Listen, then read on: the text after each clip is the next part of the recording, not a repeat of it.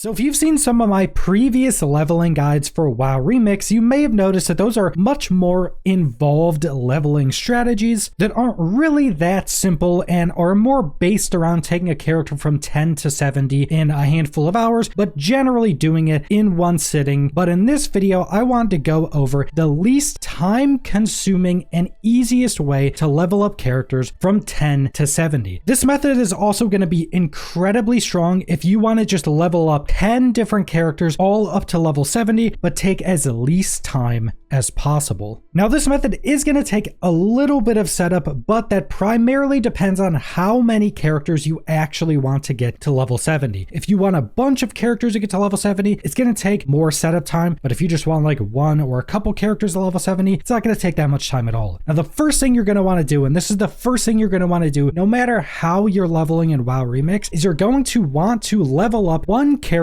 to around level 60 or whenever you can get the Infinite Power 12 achievement. This is going to allow all of your alt characters to have the strongest cloak they can possibly get starting off. This is going to give a bunch of additional stats, and more importantly, it's going to give the 100% increased experience. So once you have Infinite Power 12, you're going to go and make every character you want to get to level 70 using this method. If you want to create 10 new characters, you can do that. If you want to create 2 new characters, you can do that as well. You can expand this as much as you want, depending on what goals you have or how many characters you want to actually level up. Now, what you're specifically going to be doing is you're going to be making a new character. You're going to be skipping through the introduction quests. Make sure to equip your cloak. Then you're going to get on your dragon riding mount and you're going to go to either the main city or you're just going to go to the closest inn. The main reason you want to do this is because when you're logged out in an inn, you're going to be getting rested experience, and rested experience is very good for this method, and it's even better depending on how many different characters you actually have, because if you're leveling 10 different characters, you may not have time to play them all every day, but if you're not playing them, they're just getting more rested experience. So if you're going to want to be leveling up 10 characters, you're going to make one character, go through the tutorial, go to the inn, log out, go on to your next character. Do that as many times as you want characters to level to 70. So after you have all of these level 10 characters logged out at inns, you now have 2 different roads you can go down. You can either go down the boosting road, which is going to be much more involved, or you go down the normal play road. Now the normal play road, all you're going to be doing is doing whatever you want to do on that character to get them to level 25. Now the best way to do this would be to queue up for heroic dungeons and just spam those to get to level 25. That would be the fastest, but you can do whatever you want. Do those heroic dungeons if you want to be more efficient, or you could just go out and quest or do whatever else you want to do. But the primary thing you're aiming for here is to get to level 25. Now, if you're going down the boosting road, you're going to be doing a very similar thing, but in a much more involved way. This is also something I've gone over in my previous videos, but basically what you're going to be doing is you're going to be creating a starter account on your already existing account. So you log into battle.net, you scroll all the way to the bottom, you'll be able to create a starter account. Then when you go to the battle.net launcher, above the play button, there's a drop-down menu that you can choose your starter account or your main account. Now, the main reason you're doing this is because on starter accounts, you can't level characters past level 20. So what you're going to be doing after you create your starter account, you're going to go create a character on that starter account and you're going to level it up to level 20. And even though that character's on a starter account, it will still have that buffed up cloak because you have Infinite Power 12. So now you have your starter character on your starter account, you leveled it up to level 20, and you're going to have to do this in a normal leveling way, either just through doing dungeons or questing, whatever you want to do. Once you get that starter character to level 20, you're then going to use that character to boost your other characters up to level 25. Now, for this reason, I would recommend making your starter character either a healer or a tank. Because of how much stats you start with, no matter what you choose, you're going to be incredibly strong, even for spam running and carrying people through heroic dungeons. So it doesn't matter what you choose, just choose a healer or a tank so you can get into queues very quickly. And all you're going to do to boost these characters is you're going to be logged in on your starter character, then you're going to tab out, go to your battle.net launcher, go back to above the play button, the drop down menu, then you're going to select your main account where all of those other characters are on, then you're going to open up another instance of WoW on your main account. Then what you're just going to do, you're going to log in on whatever character you want to level up or you want want to get boosted, you're going to take one of those characters and invite the other one. You can either whisper or just / invite that character and their server name. You're going to group those characters up, then you're going to queue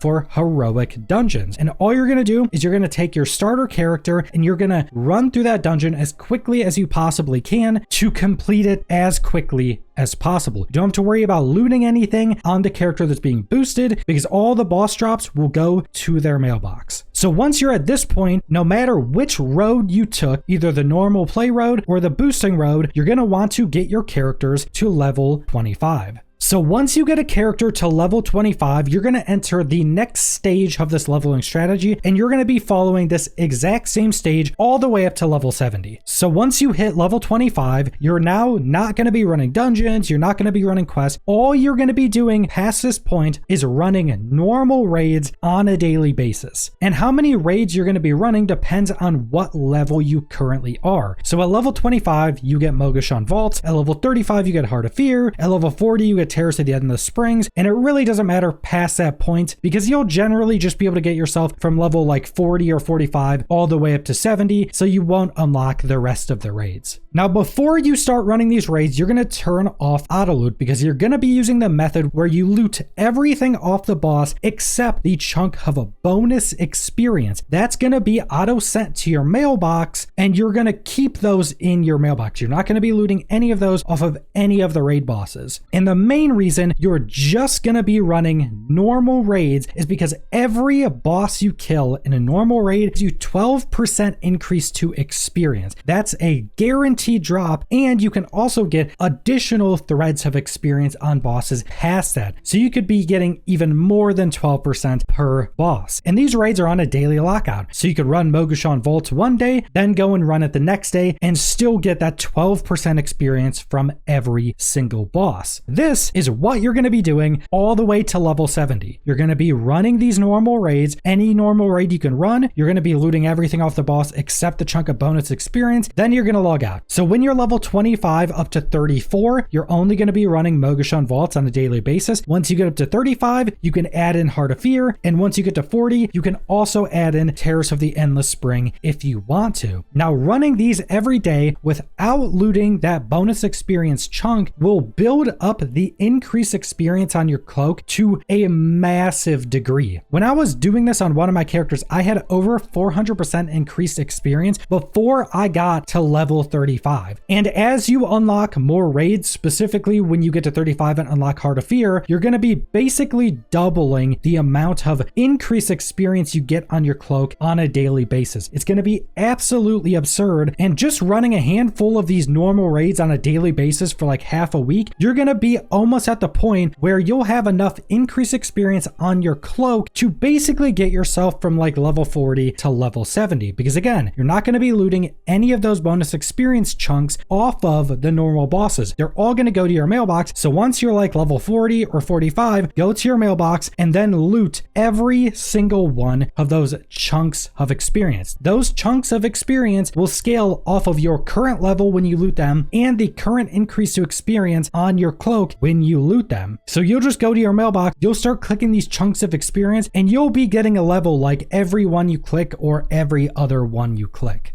And that's legitimately all you're going to be doing for this leveling method. And this can get even more ridiculous when you start adding in more and more characters. Now, like we went over, it is going to take a bit of setup to create all these characters and get them all to level 25. But every character you get to level 25, you're just going to be running these very fast raids on a daily basis. It's going to take almost no time at all. For instance, the vast majority of, say, Mogashan Vaults you go do at like level 25 up to level 35 are going to take under 15 minutes. And that's legitimately all you're going to be doing to level up these new characters. So once you get all those characters level 25, the amount of time played you're going to have past that point is going to be almost nothing. You're going to log on, you're going to do a raid, you're going to log off, jump on another level 25 and do that over again. And you can expand this to however many characters you want. Just make sure to go loot all of your mail if you're going to be taking like a month off, because mail only lasts for 30 days. days, so don't let all of your experience expire. That's legitimately the entirety of the farm. If you want the easiest and least time-consuming farm to get a ton of characters level 70, this is the best way to go about that. But that's all I want to go over, so thanks for watching.